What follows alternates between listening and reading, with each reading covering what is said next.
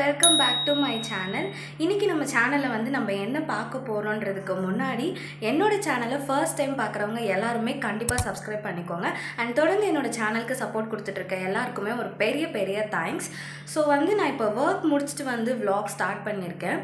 கொஞ்சம் கடுப்பாக தான் இருக்குது. பட் ஆனால் இன்றைக்கி வந்து கண்டிப்பாக இந்த vlog வந்து நீங்கள் பார்த்தே ஆகணும். என்னன்னா வந்து அந்தளவுக்கு நாட்டுக்கு முக்கியமானு கேட்டிங்கன்னா கிடையாது. ஆனால் சாப்பிட்றவங்களுக்கு கண்டிப்பாக ஒரு முக்கியமான vlog இது. ஏன்னா இன்னைக்கு நான் தான் வந்து எங்கள் வீட்டில் டின்னர் வந்து செய்ய போகிறேன். எங்கள் அம்மா என்ன பண்ணுறாங்கன்னா இட்லி தோசை இதையே மாறி மாறி செஞ்சிட்ருக்காங்க. ஆனால் இன்னைக்கு நான் என்ன பண்ண போகிறேன்னா நானும் தோசை தான் செய்ய போகிறேன். Oh my god. பட் ஆனால் நான் வந்து என்ன செய்ய போகிறேன்னா வெரைட்டி தோசை வந்து செய்ய போகிறேன். அதுவும் வந்து 1 இல்லை 2 இல்லை 3 இல்லை 4 இல்லை 5 இல்லை 5 இல்லை 5 தான்.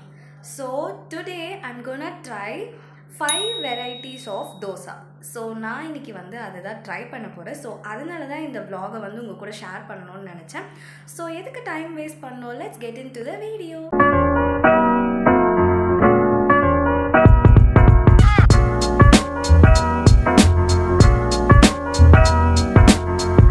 நான் வந்து இன்றைக்கி 5 வெரைட்டி ஆஃப் தோசை வந்து செய்ய போகிறேன்னு சொல்லியிருந்தேன். என்னென்ன தோசைன்னு பார்த்தீங்கன்னா ரொம்ப சிம்பிளான தோசை தான். இதை நீங்கள் எல்லாருமே உங்கள் வீட்டில் வந்து செஞ்சுருப்பீங்க, சாப்பிட்ருப்பீங்க. ஸோ என்னென்னா egg dosa, onion dosa, coriander dosa, carrot dosa and அதுக்கப்புறமா வந்து கார தோசை. ஸோ இந்த 5 தோசை தான் வந்து நான் செய்ய போகிறேன். நான் வந்து ஒரே டைமில் செய்கிறதுனால எனக்கு வந்து கொஞ்சம் இன்ட்ரெஸ்டிங்காக இருக்குது. ஸோ நான் இதுக்கான ப்ரிப்பரேஷன் எல்லாமே பண்ணி முடிச்சிட்டேன். ஸோ அதெல்லாம் காமிச்சு உங்கள் டைம் வேஸ்ட் பண்ண விரும்பலை. Thank you. நான் வந்து தோசை சுடும் போது நான் அதை உங்களுக்கு கவர் பண்ணுறேன். ஸோ வாங்க போய் தோசை சுடலாம். ஃபஸ்ட்டு வந்து நம்ம முட்டை தோசை செய்யணும்.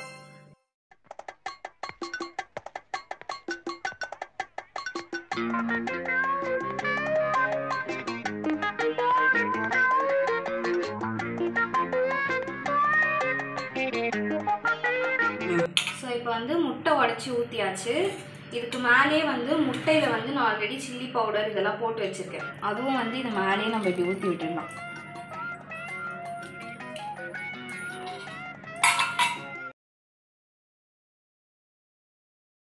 நம்மளோட எக் தோசை வந்து ஃபஸ்ட்டு தோசை வந்து ரெடி ஆயிடுச்சு. ஸோ இப்போ நம்ம செகண்ட் தோசை வந்து ஆனியன் தோசை ஊற்றுக்கிறோம்.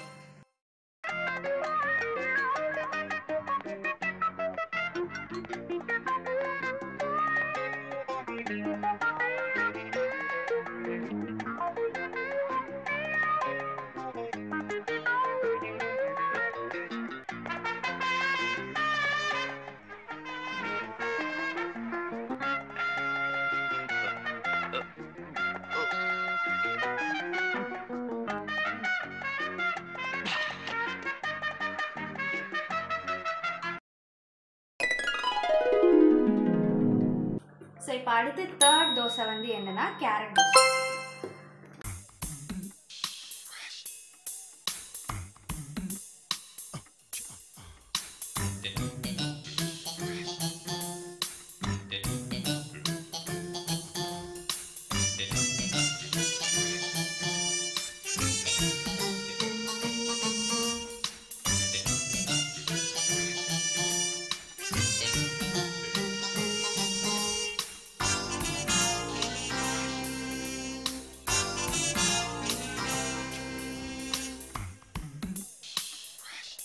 பிளேட்க்கு மாற்றிடலாம்.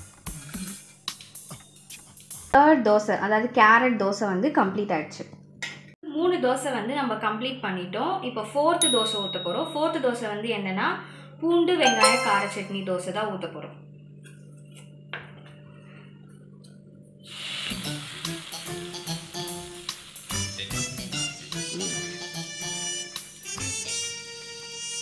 ஸோ இப்போ இந்த சட்னி செய்கிறதுக்கு ஒரு கடாயில் கொஞ்சமாக எண்ணெய், மிளகு சீரகம், கருவேப்பிலை, பூண்டு, வெங்காயம் இதெல்லாம் சேர்த்து வதக்கிட்டு அதுக்கப்புறமா கொஞ்சமாக சால்ட் ஆட் பண்ணிவிட்டு 3 காஞ்ச மிளகாய் சேர்த்து அதையும் நல்லா வதக்கி விட்டுட்டு அதுக்கப்புறமா அது ஒரு ஜாரில் போட்டு அரைச்சி எடுத்துக்கிட்டிங்கன்னா நம்மளோட சட்னி வந்து ரெடி ஆகிடும். வச்சுருக்க கார சட்னியை வந்து நான் இதில் ஆட் பண்ணிக்கிறேன்.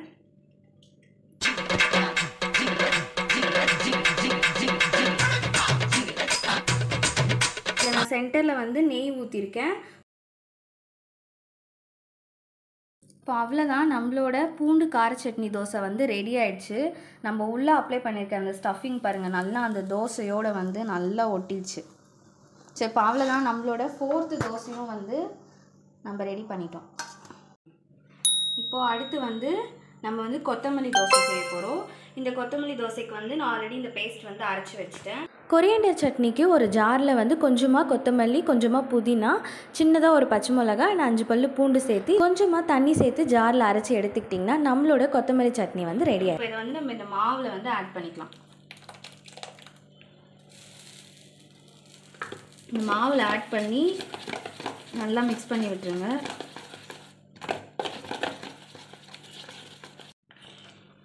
இப்போ வந்து நம்மளோட இந்த கொத்தமல்லி தோசை பேட்டர் வந்து ரெடி ஆயிடுச்சு.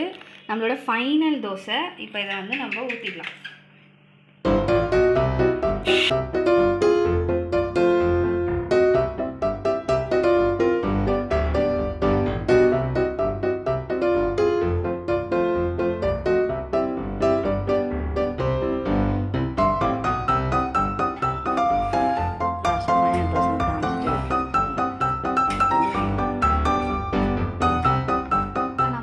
கொரியாண்டர் தோசையும் வந்து ரெடி ஆயிடுச்சு. ஸோ அவ்வளோதான், மிஷன் சக்ஸஸ். நம்மளோட 5 தோசையும் நம்ம வந்து செஞ்சு முடிச்சாச்சு. எப்படி சுட்டிருக்க செஞ்சுருக்கன்றதுலாம் தெரியாது, சாப்பிட்றவங்களோட நிலைமையை தான் வந்து நம்ம இன்னைக்கு யோசிச்சு பார்க்கணும். ஸோ டேஸ்ட் பண்ணி பார்த்துட்டு நான் சொல்கிறேன்.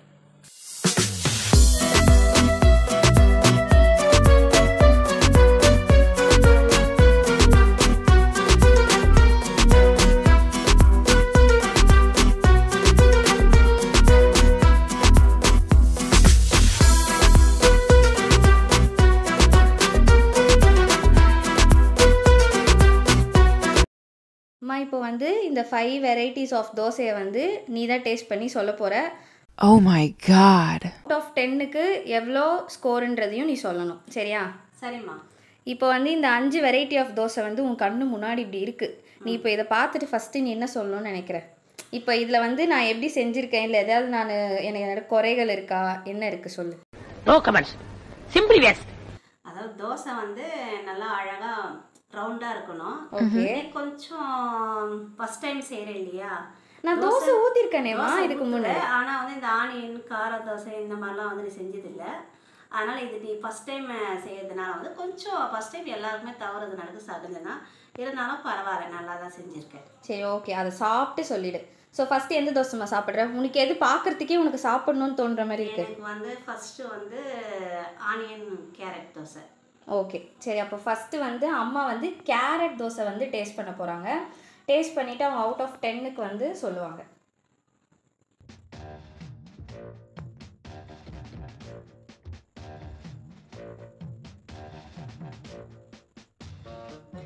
காரம், உப்பு, இதில் காரம்னு பார்த்தா எதுவுமே கிடையாது, இட்லி மிளகா பொடி மட்டும்தான் நான் ஆட் பண்ணியிருக்கேன். டேஸ்ட் எப்படி இருக்குது ஃபஸ்ட்டு அதை சொல்லு. கேரட் ஆனியன் தோசை செம்மையாக இருக்குது. ஓகே, இப்போ இதுக்கு வந்து நீ 10 அவுட் ஆஃப்க்கு எவ்வளோ கொடுப்ப? அவுட் ஆஃப் 10க்கு எவ்வளோ கொடுப்ப? ஒரு 7. 7. ஏன் 7? மிச்சம் 3 மார்க் ஏன் போச்சு? எனக்கு வந்து நெய் வந்து பிடிக்காது. சரி, அதனால் நெய் வந்து அதில் கொஞ்சம் ஆட் பண்ணியிருக்கேன். ஓகே, அதனால் எனக்கு நெய் வந்து செட் ஆகாது. எப்பயுமே நெய் செட் ஆகாது, பட் ஆனால் வந்து டிஷ் எப்படி இருக்கு? டிஷ் நல்லா இருக்கு. ஓகே, நெய் பிடிக்காதுன்ற காரணத்துக்காக நீ 7 கொடுத்துருக்க. ஆமாம், 3 மார்க் லெஸ். ஓகே, சரி, அடுத்து என்ன ட்ரை பண்ண போகிற? அடுத்து வந்து கொத்தமல்லி தோசை. ஓகே, கொத்தமல்லி தோசை வந்து தொட்டுக்கிறதுக்கு வந்து எதுவும் செய்யலை.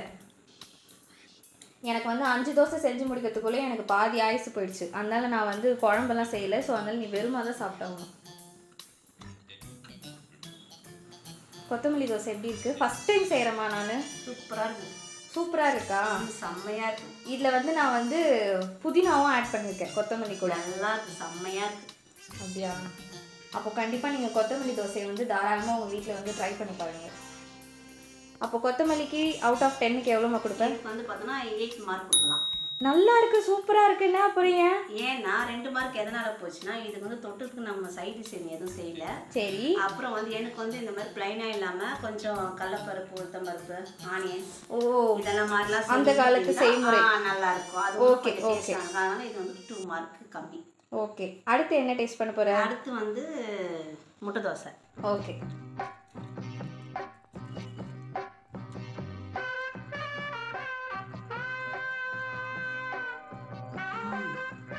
எல்லாம் ஆனால் மார்க் மொத்தம் பார்த்தா கம்மியாக கொடுக்குற. இதுக்கு 10. ஓகே. அது ஏன்னா காரம் அந்த முட்டையினுடைய ஃப்ளவர் இது அது இங்கே சரியாக சொல்ல தெரியல.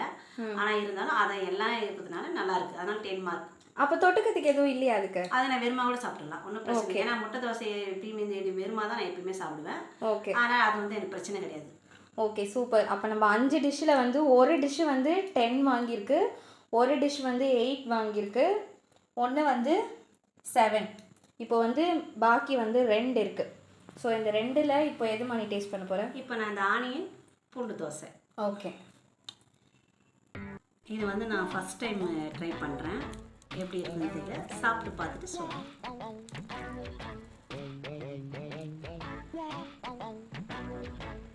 கொஞ்சம் காரமாக இருக்கும்னு நினைக்கிறேன், ஏன்னா இது கார சட்னி. செம்மையாக இருக்குது. அப்படியா? நான் ஃபஸ்ட் டைம் தான் ட்ரை பண்ணுறேன். இருந்தாலும் செம்ம வந்து 9 மார்க்ஸ் தான். ஏன்னு கேட்டால் காரமாக இருக்குது. அதான் நான் ஃபஸ்ட்டே சொல்லிட்டேன், ஏன்னா அது கார சட்னி, அதனால காரமாக தான் இருக்கும். இருந்தாலும் மிளகா ஒன்று கொஞ்சம் கம்மி பண்ணிடலாம். ஓகே. ஸோ இப்போ இது வந்து செகண்ட், இப்போ இது வந்து நம்மளுக்கு செகண்ட் பிளேஸில் இருக்குது. ஃபஸ்ட்டு வந்து கொரியாண்டர் தோசை, செகண்ட் வந்து இந்த பூண்டு கார சட்னி தோசை. ஸோ இப்போ ஃபைனலாக இருக்கிறது வந்து இந்த ஆனியன் தோசை தான். ஸோ இதில் வந்து நான் முன்னாடி சொல்லிடுறேன், நான் வந்து இதில் பட்டர் ஆட் பண்ணியிருக்கேன். ஸோ அதனால உனக்கு அவ்வளோ பிடிக்காதுன்னு நினைக்கிறேன். ஸோ டேஸ்ட் பண்ணிவிட்டு சொல்லு. சரி, ஓகே.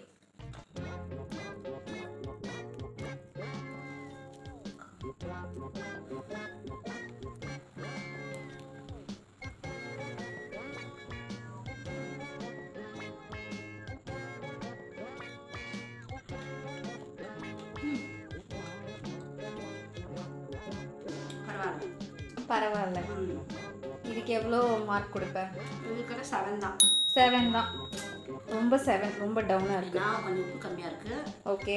அதே மாதிரி வந்து இது வந்து நம்ம கொஞ்சம் இட்லி மிளகாப்பொடியை கொஞ்சம் கம்மி பண்ணிக்கலாம். ஓகே.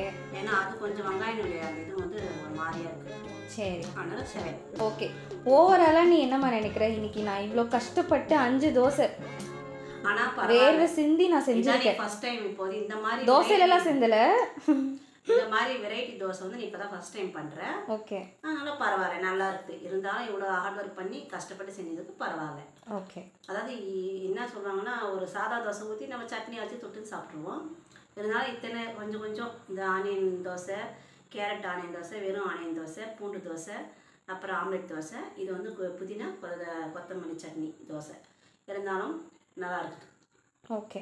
அதில் எனக்கு ரொம்ப பிடிச்சது எதுன்னு கேட்டால் புதினா கொத்தமல்லி சட்னி தோசையும் முட்டை தோசையும் தான் ரொம்ப பிடிச்சிருக்குது. ஓகே. அப்போ அம்மாவோட ஃபேவரட் வந்து ஃபஸ்ட்டு இருக்கிற 2 தான். என்னோட ஃபேவரட் வந்து எதுன்றது நான் சாப்பிட்டுட்டு உங்களுக்கு சொல்கிறேன். ஸோ அவ்வளோதான். தேங்க்யூம்மா. தேங்க்யூ, நல்லா செஞ்சுருக்கேடா. ஓகே. இப்போ நான் சாப்பிட்டு முடிச்சுட்டு ஃப்ரெஷ்அப் ஆயாச்சு. ஸோ நான் எல்லாமே டேஸ்ட் பண்ணி பார்த்தேன். நான் டேஸ்ட் பண்ணதில் எனக்கு வந்து எது ரொம்ப பிடிச்சிருந்ததுன்னா, சேம் அம்மா சொன்ன மாதிரி எனக்கும் வந்து அந்த கொரியாண்டர் தோசை தான் வந்து ரொம்ப பிடிச்சிருந்தது. அண்ட் அதுக்கப்புறமா வந்து சேம் அதே அந்த முட்டை தோசை பிடிச்சிருந்தது. அண்ட் அதுக்கப்புறமா வந்து அந்த பூண்டு கார சட்னி தோசை வந்து ஸ்பைஸியாக சாப்பிட்றவங்களும் இருந்தால் டெஃபினட்டாக ட்ரை பண்ணுங்கள். சூப்பராக இருந்தது. ஆனால் நானும் வந்து அந்தளவுக்கு அவ்வளோ ஸ்பைசி சாப்பிட மாட்டேன். பட் லைட்டாக வந்து நீங்கள் அதை தொட்டு சாப்பிடும்போது வந்து சூப்பராக இருக்குது. அண்ட் அந்த ஆனியன் தோசை, கேரட் தோசை வந்து மேபி நான் என்ன பண்ணியிருக்கலான்னா, கொஞ்சம் அதில் போடுறதுக்கு முன்னாடி லைட்டாக ஆயிலில் வந்து ஃப்ரை பண்ணி போட்டிருந்தா மேபி இன்னும் சூப்பராக இருந்திருக்குமோ. ஸோ அவ்வளோதான். எனக்கும் அம்மாவுக்கும் இன்றைக்கி டின்னர் வந்து இப்படி தான் போச்சு. ஸோ இப்போ போயிட்டு நாங்கள் கொஞ்ச நேரம் ஒரு சீரியல் பார்ப்போம். அந்த சீரியல் பார்த்து முடிச்சுட்டு நானும் அம்மாவும் தூங்கிடுவோம். So hope you like this video. இந்த வீடியோ உங்களுக்கு பிடிச்சிருந்துச்சுன்னா லைக் பண்ணுங்கள், ஷேர் பண்ணுங்கள், கமெண்ட் பண்ணுங்கள். அண்ட் மறக்காமல் நம்ம சேனலுக்கு சப்ஸ்கிரைப் பண்ணுங்கள். தேங்க்ஸ் ஃபார் வாட்சிங். பை.